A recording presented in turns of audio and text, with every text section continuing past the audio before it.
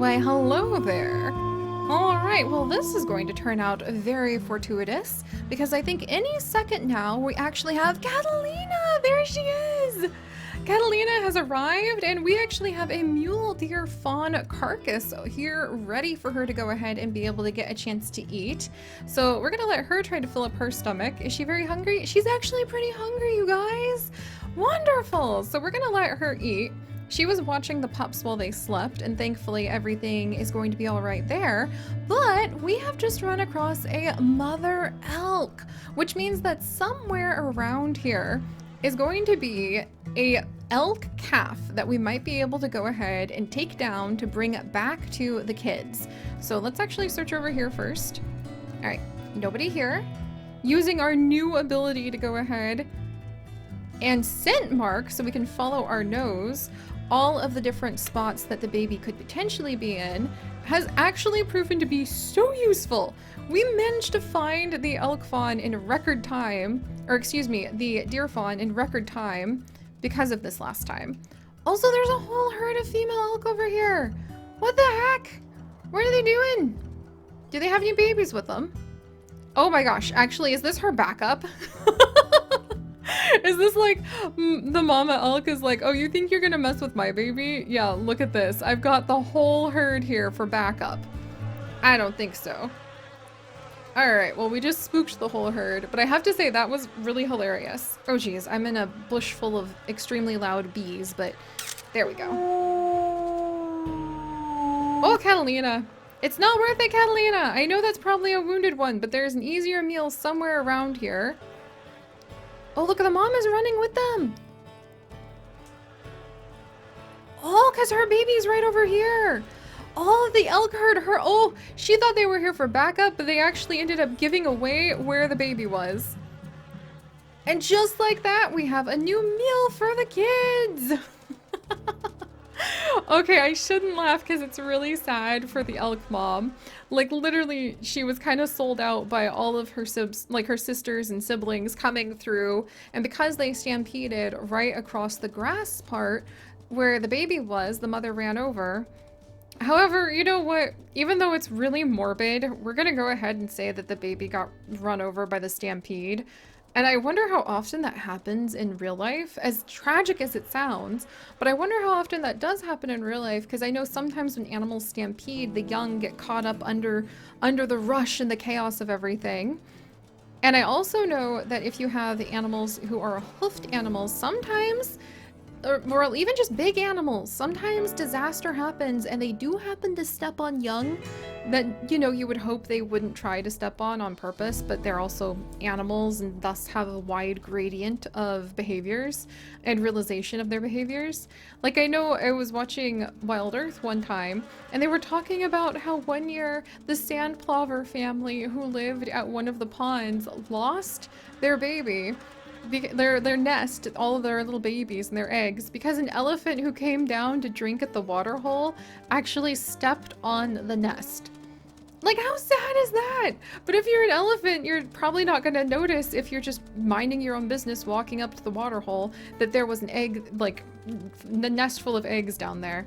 And I've also heard when we toured at the San Diego Safari Park that the giraffes there actually enjoy stepping on the eggs of the cranes. So they have to pull the eggs that the cranes lay and incubate them and raise them on, like, behind the scenes, because otherwise the giraffes will just go and stomp on the eggs. And on the one hand, I think that's kind of horrifying, but on the other hand, I very much doubt the giraffe knows that the egg happens to be like a baby bird that could grow up. And also, it does sound like, you know, if you're a big giant giraffe, it probably is fun to step on something crunchy. So, it definitely made me look at giraffes with a whole new sense of respect of the fact that they are indeed wild animals. Heck!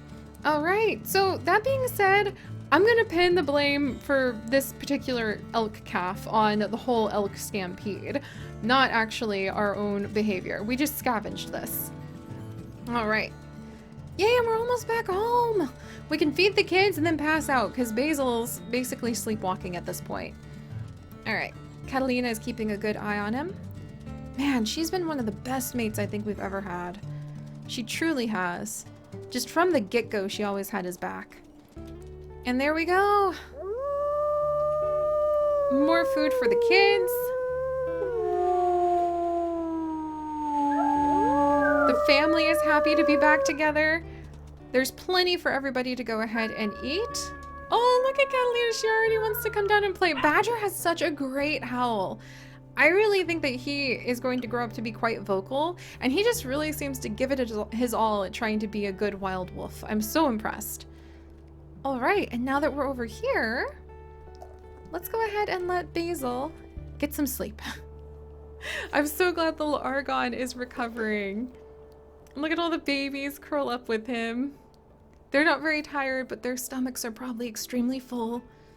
And then we will continue working on Basil's legacy, which is going ahead and trying to spend the last arc of our time with him as a Generation 3 heir, expanding our territory, and hunting down any more of the moose calves that we can find, because the more moose calves we bring back, then, or take down, honestly, then the more points that he can get, and the more points that Basil can get, as Rosetta just like digs a hole and splashes him with a ton of dirt, then the more we can try to heal his heart and replace all of the fame points that he actually lost when he lost Mouse, and thus the ability to ever do his life quest.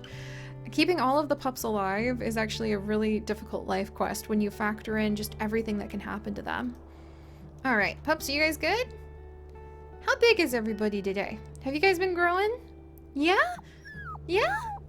Oh, they're so cute. All right, 18 pounds for Badger and 17 pounds for Catalina, or excuse me, for Rosetta and Argon. I'm not sure how many pounds Catalina might be, or if she'd appreciate if we inquired. But it looks like today we're going to be working mostly on the East Territory, or actually let's swing up and cover some of the Northern Territory, because that's where a lot of the mothers with their calves tend to go, their calves and fawns. And it looks like there's a couple weak spots we can actually snag from the Crevice Lake pack. All right, everybody good over here, pups?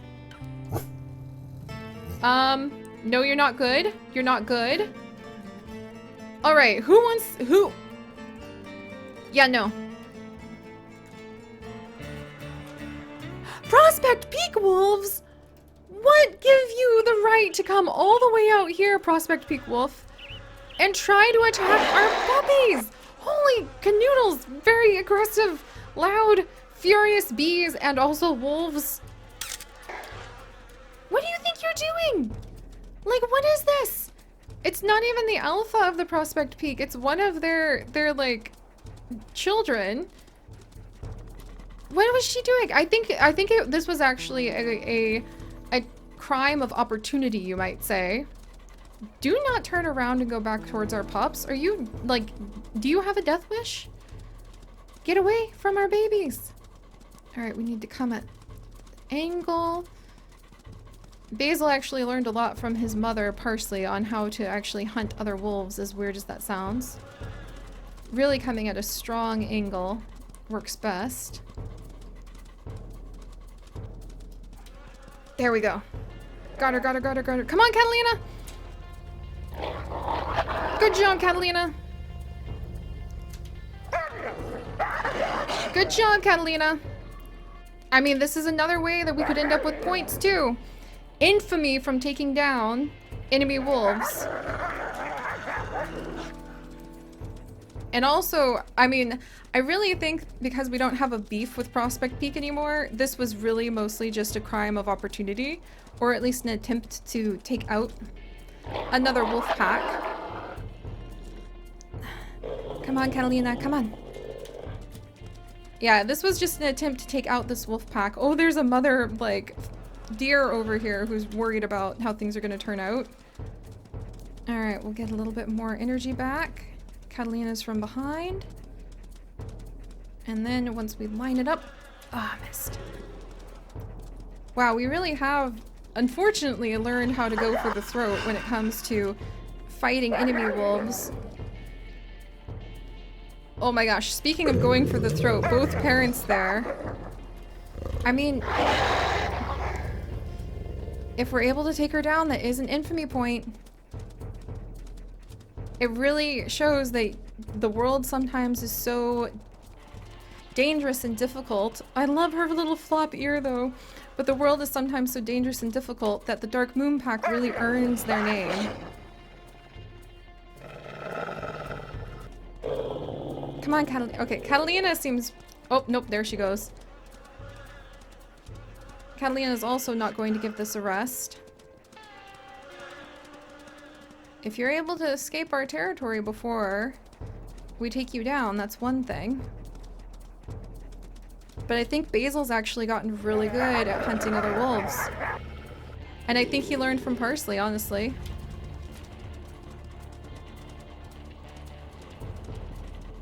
Oh man.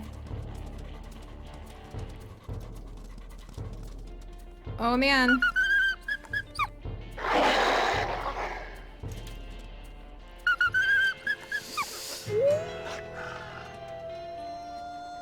And there we go. Another infamy point. That is not exactly how I wanted our pack to gain their points. Hunting moose would have been better. But Catalina's really, like, proud about that. And that wolf was way too close to our territory in all regards. Wow.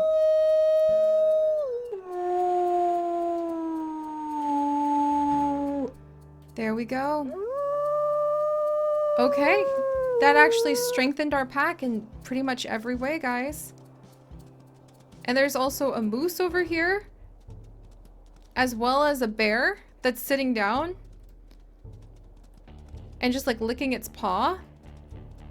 Also, does this... Whoa! Does this moose have a calf with her?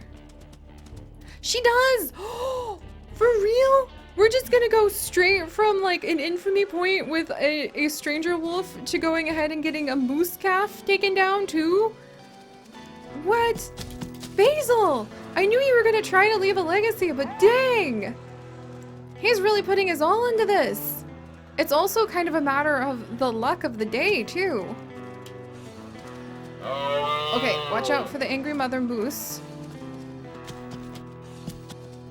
Okay, move, move, move, move. Okay, we're gonna have to be a little more careful. I don't want to die by moose just as we managed to go ahead and take out a stranger wolf.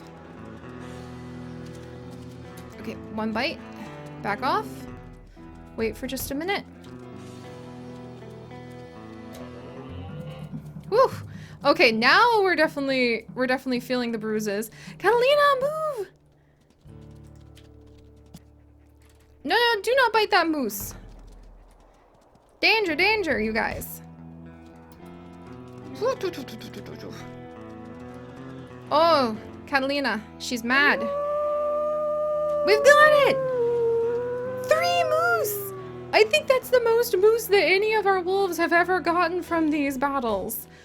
I cannot believe how far he's gone. Holy cow, you guys. And then there's like a mother deer. This is spring. This is spring and early summer. Just everything is alive with all of the new birth and the babies, and then the cycle of life, brutally cutting down some of them early on so that we can feed others. But Basil, what? Like, he just went from having taken out a stranger wolf who was going to try to commit basically a crime of opportunity of taking out our pups. Now, Catalina! You're a bear butt biter? I had no idea she'd be so brave as she's just like, yeah, I'm just gonna go rush that bear. So we have 3 points for Moose, 2 infamy points. So it's 5 points that Basil has gotten back, even though we permanently lost the 10 possible points from fulfilling his lifetime quest. And I just mentioned that because normally I keep the points to myself, so you guys don't have to worry about the math. But I just mentioned that to show how here we are at the very end of his opportunity to explore the world with Catalina, to give us his story, and he is making the most of it, and I am so proud of him. He's really trying to bring his legacy back to life. That's really inspiring, especially because he was so depressed after he lost Little Mouse. But alright guys, thank you so much for joining Basil as we continue with his adventure. If you guys could, do please leave him a like because he is really doing his best here. And if you would like to join us on this and literally thousands more adventures, do please consider subscribing. But most importantly, my friends, stay curious. And I'll see you guys next time. Bye-bye!